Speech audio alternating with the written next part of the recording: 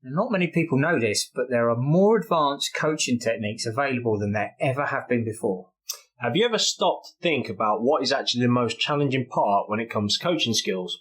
You need to know this, but the answer may not be what you think.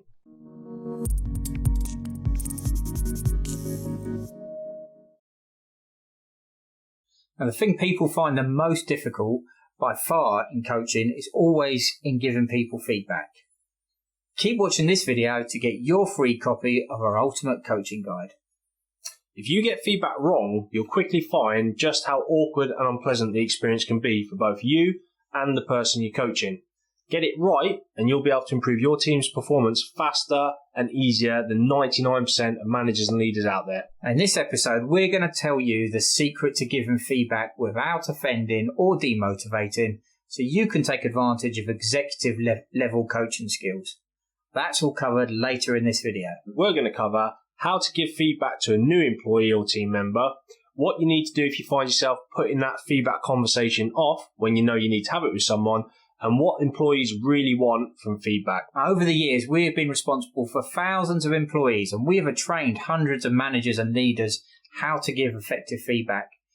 We've mastered how to teach this, and we're really looking forward to sharing these coaching tips and techniques with you today. If you want more tips and techniques on how to improve your communication and leadership skills, go visit our website at curiouscommunicator.com and keep updated with our latest videos by subscribing to Curious Communicator TV. Just click on the subscription button below this video. Okay, so not many people know this, but there is a way of giving feedback to someone when they are doing a bad job without offending them and without demotivating them. You may find yourself with a new team or a new employee, and even though you know they're not good enough, you keep putting that conversation off when you have to give them the feedback and tell them they're doing a bad job. It can be extremely difficult to tell someone their performance is not good enough, particularly when no one has ever provided feedback to employees before. Now, the good news is that the majority of employees who work for you do actually want your feedback. And surveys and studies back this up. A recent survey showed that 65% of employees said they actually prefer to have more feedback. We actually quite often find situations where employees have not received feedback for weeks or sometimes months or even years. And even the smallest amount of constructive feedback or negative feedback can often come as a big shock. Even though it's right to tell people they're not doing a good enough job, it can also be risky and have a real negative consequence to them, to yourself, and even the entire team. This disruption that's caused in any business can be huge for employers and organisations, and they want to avoid it at all costs because it costs a lot of money. It can be very distracting. And this is probably the number one reason why you get this continuous cycle of a lack of feedback in businesses and organisations. But there are unwanted side effects to this perceived safety of not giving feedback. What we're going to look at now is a really good example of how giving feedback has to be done with the right balance. If you imagine every relationship you have with someone you know is represented by a scale, and that when there is no conflict between you, these scales are balanced. When giving feedback to employees, you are doing the equivalent of dropping a huge weight on one side of the scale, and this upsets the entire relationship. When this happens, people then stop listening to the facts that you're presenting and start thinking about defending themselves and their actions, and they're going to come up with blame and excuses. And this quite often creates a tension between themselves and you, and this is very bad. If you find people responding like this, with the blame and excuses, then they're often not listening to what you're saying. This is because they're preoccupied by thinking about what they're going to say when you stop talking. Any progress you were making has now been halted in its tracks. And as a coach, even if you get them to do whatever you are asking them to do, they will stop doing it the first opportunity they get.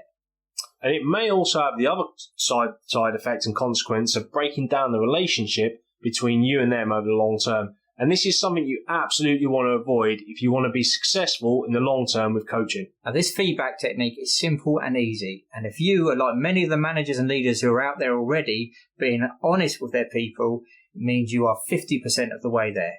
Tipping the scale with honesty is necessary because you have to be honest about how you believe they performed.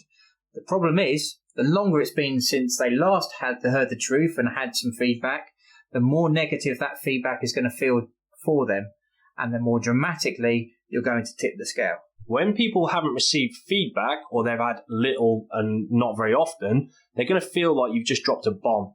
Even if the feedback's not actually that bad, they're actually going to perceive it to be that way. Adding weight to the scale with the initial feedback is only the first step in the process. So when you do this, you will really likely notice a change in the person's mood or behaviour. They may get incredibly angry and frustrated with what you've just told them. This is really easy to spot. It's a hot reaction. Yeah, that's right. Or they could go very quiet on you. This is more difficult to spot, but it's really important that you take the time to observe this. This cold reaction and what essentially is a withdrawal from the conversation is very, very common. When you're giving feedback and you can feel that tension building in the relationship, you feel a change in the balance between you, you're going to look for that hot or cold reaction. This is your cue. When you spot it, this is your cue to move to step 2 in this process. Yeah, now step 2 is balancing the scale again. There are a number of ways you can do this, but as a guideline, the more dramatic the reaction to the feedback you have given, the more time you need to spend balancing that scale back out again, by using positive feedbacks or observations that you've noticed from their performance. And this may feel strange at first because you've probably never done it before, or even seen it done well, but that's okay. What's really important here is you take the time to plan and you make your planning strong prior to the conversation. Good planning is your secret weapon to help you hit the ground running. A positive feedback doesn't mean using information falsely, and it doesn't mean making things up to make people feel better. In this situation, it simply means explaining the positive opinions you have about them are still true. In other words, you're going to say, I know about your good qualities, and this feedback about your behaviour hasn't changed my opinion of you. I still think you are a good person, hardworking, trying to do your best, etc.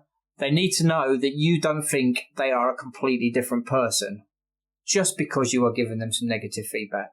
Now remember, you know everything you know about them, but they don't. They don't understand what it is that you're feeling about them or what your thoughts are about them. So for them, it's going to feel like things between you have changed a lot. That's right. A bit of reassurance here goes a very long way. Planning really is the best kept secret of most skilled executive coaches. Planning what you're going to say is the best way to give feedback. Once the scale has been balanced back out again, you can continue the conversation, but this time without shouting, screaming, or that frosty silence that people get you when they withdraw from the conversation. And that continues for weeks and months, can be really disruptive in the coaching relationship between the coach and the coachee. So always make sure to observe for the hot or cold reaction. And when you get that, take the time to reassure the person, you know they care, you know they want to do a good job, and you know they worked hard. If you do those things, you can balance the scale back out and they're going to be prepared to listen to what you're saying. Now, getting this right will enable you to do the things that no one thinks is possible. Skilled executive coaches are far more successful than mediocre coaches when it comes to giving feedback. They take the hassle and the drama out of situations that everyone else finds so hard to deal with.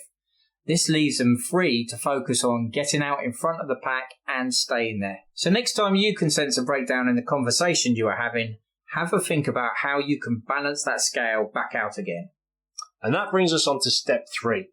Step 3 is discuss the consequences. You're going to look at the consequences to the organisation, the consequences to the team that the person works in, and the consequences to the individual themselves. It's really likely they haven't thought that far ahead and they didn't even realise what these consequences were. If they do this and you help elevate their opinion of the bigger picture, they're going to make far better decisions. And finally, that brings us on to step 4, giving new instructions. Coach them on better ways to complete the task by sharing your experience in a way that they can understand. Remember, they don't have the experience that you do in the relevant task, so keep it simple and keep it concise. Them failing doesn't make you a failure as a coach. If you're not sure about how the person has responded to your attempt to balance the scale back out, then a top tip would be to ask someone they work with and get on with. If you take the time to explain that you want to help the colleague improve, but you're not sure how they have taken your feedback, a third party can nearly always get the information you need when you cannot. And don't be offended if they tell the person something they didn't tell you. It takes a lot of courage to speak your mind, and it's a skill that needs to be developed. So make sure you respect where the person is on their journey. That's right. The most important part here is that you understand how the person is feeling about your feedback. Because if you get that accurate information, you can then adjust your feedback as is needed. Okay, so that's it for this executive coaching technique. We hope this video has helped you understand these advanced coaching skills. If you've learned some cool stuff on today's video, make sure you subscribe to our channel right now. Just click on the subscription button below this video.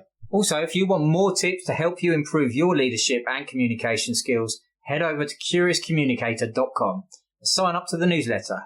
You'll receive exclusive tips and techniques that we do not share anywhere else. And don't forget to get your copy of our Ultimate Coaching Guide sent directly to your email address. Just click on the link in the description box below. It's full of valuable advice and is free. So now it's your turn. Which of today's techniques have been most useful to you?